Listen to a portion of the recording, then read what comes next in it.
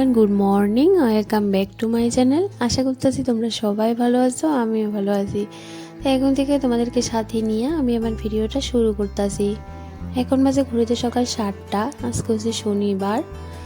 আজকে তোমাদের সাথে আমি সকাল থেকে রাত পর্যন্ত সব কিছু শেয়ার করুম, কী করি না করি। আশা করতেছি তোমরা আমার ভিডিওর পাশেই থাকবা। আই হোপ তোমরা একটু হলেও ভালো লাগবো। তো আজকে হচ্ছে শনিবার। তো সকাল সকাল ঘুম থেকে উঠে বাসি কাজ সমস্ত কাজ কমপ্লিট করে লেতেছি। তো আজকে একটু বিপদনাশিনী পূজা দেবো। অনেক দিন ধরে ভাবতাছি পূজা দেবো, কিন্তু এই যে দিতে আর পারতাছি না। কারণ কয় না, আমরা মুখের কথা শুধু কইলে হইতো না, ঠাকুর যেদিন চাইবো ওই দিনই আমরা দিতে পারো আর কি।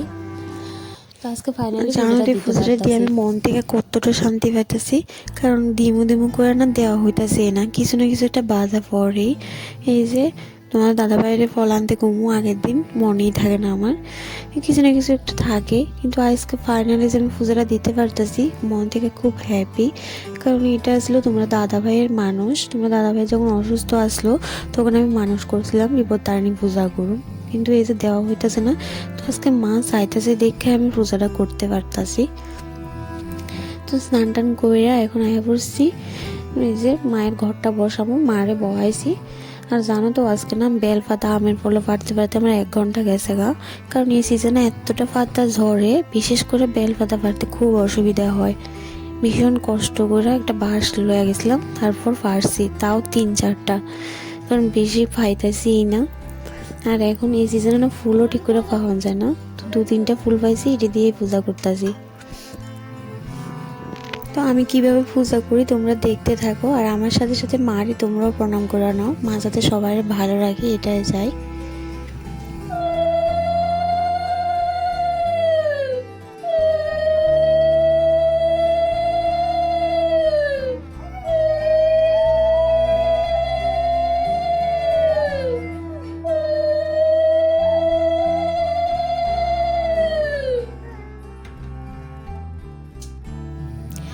ঘরটা বসে এখন সব কিছু রেডি করে লাইছি। এই যে ফল টল কাইটটা একটা থালের মধ্যে ভোগ সাজায় নিয়েছি, আর বাইরে মানে জলের মধ্যে তেল আর সিঁদুর ভাসানোর লাগে একটা থালের মধ্যে সব কিছু রাখছি, মানে যা যা লাগে সব কিছু রাখছি।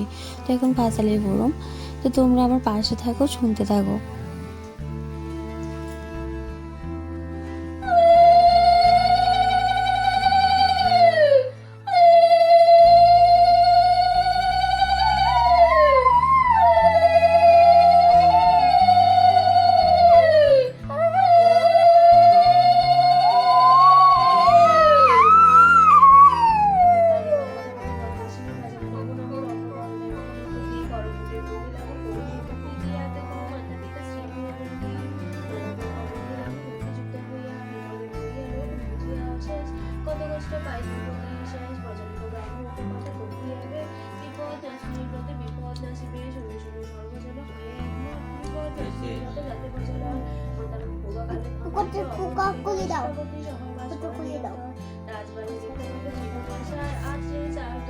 নিচের থেকে দাওটা নেই, এখানে একটা দাও আছে।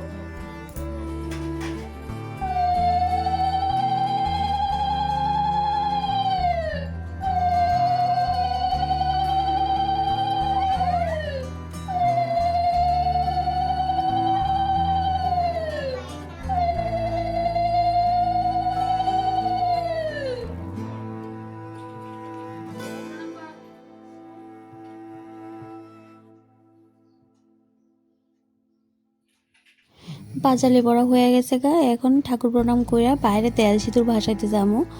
তো আমি প্রণাম করতেছি দেখা বাবানরা একবার গেছি মাত্র, ও প্রণাম করতেছে। আর ওরা আজকে স্নান করাইছি না, কারণ যেহেতু ঠান্ডা পড়ে সকাল সকাল স্নান করালে যদি ঠান্ডা লাগতে জায়গা, আর ও যেহেতু বাচ্চা, ওর লগে কিছু নাই। তোমরা দাদাভাই কাছে স্নান করতো, ওরে গেছি তাড়াতাড়ি স্নান করে আইতে, যেহেতু ওর নামে পূজা। তো এখন তেল সিঁদুর ভাসামো, আগে ধূপকাঠি মোমবাতি জ্বালামো, আর এখন ধূপকাঠি মোমবাতি জ্বালাইতে বাইরে জানো তো অনেকটাই ভয় করতেছে, কারণ এই সিজনটাতে যেহেতু বৃষ্টি হয় না, সব কিছুই মোটামুটি শুকায়া থাকে, তো সেই জন্য ভয় লাগতেছে। আমি জানো তো তেল যেহেতু ভাসায় দিয়ে বারবার বাইরে আইতেছি আর দেখতেছি মোমবাতিটা ঠিকঠাক আছে কিনা, ভীষণ ভয় লাগে আগুনের লাগা। তো ধূপকাঠি মোমবাতিটা জ্বালায়া আগে প্রথমে দিমু মার লাগা কালি মানে কাজল উঠাইছি আর কি, কাজল আর প্রথমে সিঁদুর আর চন্দন দিয়ে তারপর তেলটা দিমু। আর বড় পুকুরের মধ্যে ভাসালে না জানো তো কি সুন্দর করে একটা মানে কি সুন্দর মানে কি অনেক রকমের কালার ধরে।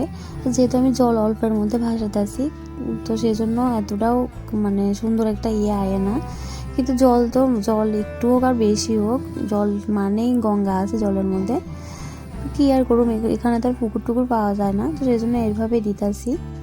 তো প্রথমে কলা পাতাটা ভাসিয়ে দিছি, তারপর গঙ্গার লাগে একটা ভোগ করছিলাম, তো এই ভোগটাই দিয়ে দিতেছি এখানে। আর এখান থেকে একটু জল মাথায় নেওয়া খুব ভালো, তো একটু বাবানরাও দিছি আর একটু আমিও দিছি। তোমরা দাদাভাই স্নান করে আইলে তারপর ওরে দিয়ে দিব। বাবান যেহেতু ছোট, ও স্নান না করলেও কিছু হতো না, ওর মধ্যেই ঠাকুর আছে। আর আজকে জানো তো বাবান ঠাকুর পূজা দেওয়ার আগে ওই আগে ফল টল খায় আনিছে, কারণ বাচ্চারার লগে যেহেতু ঠাকুর আছে, কারণ বাচ্চারা নাকি সন্তুষ্ট না করে কোনোদিন ঠাকুর পূজা দিতে নাই, বাচ্চারা কানলে নাকি ঠাকুর আরও বেশি অসন্তুষ্ট হয়। তো সেই জন্য বাবান বারবার কোথাছে, আমি যখন মৌসাম্বি কাটতেছিলাম ওর মৌসাম্বি দিতাম, তো ওরে মৌসাম্বিটা দিয়ে তারপর আমি বুক সাজাইতে বসি। তো এখন বাবানের যেটি পছন্দ বাবানের আগে এই ফলটি দিতেছি। ওই যে আঙ্গুর, কমলা, শসা ইডিয়ে খাইবো, আর একটা মৌসাম্বি দিলাম।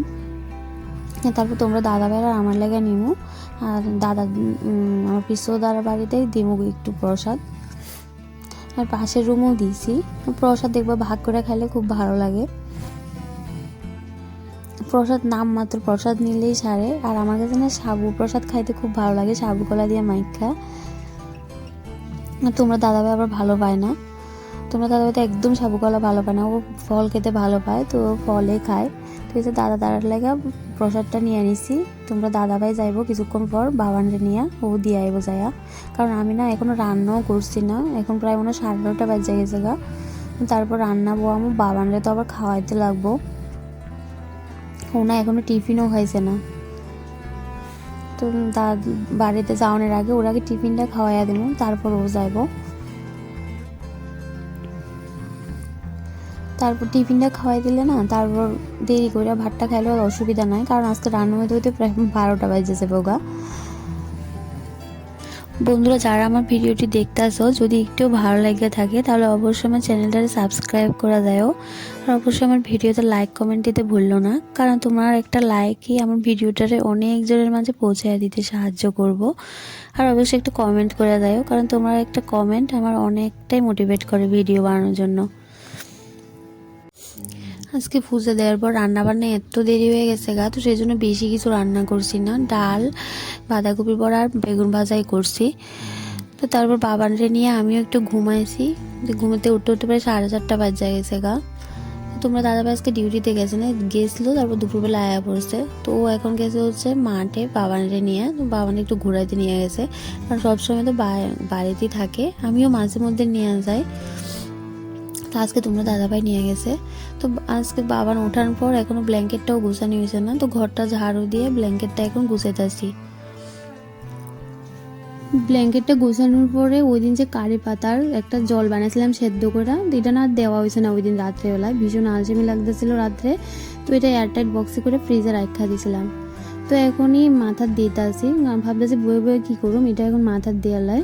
আর শ্যাম্পু করছি যে অনেক দিন হয়ে গেছে গা, এমনিতেও শ্যাম্পু করানো লাগবো, যেহেতু এটা মাথার দেওয়া রাখি, কালকে সকালবেলায় শ্যাম্পু করে নেব।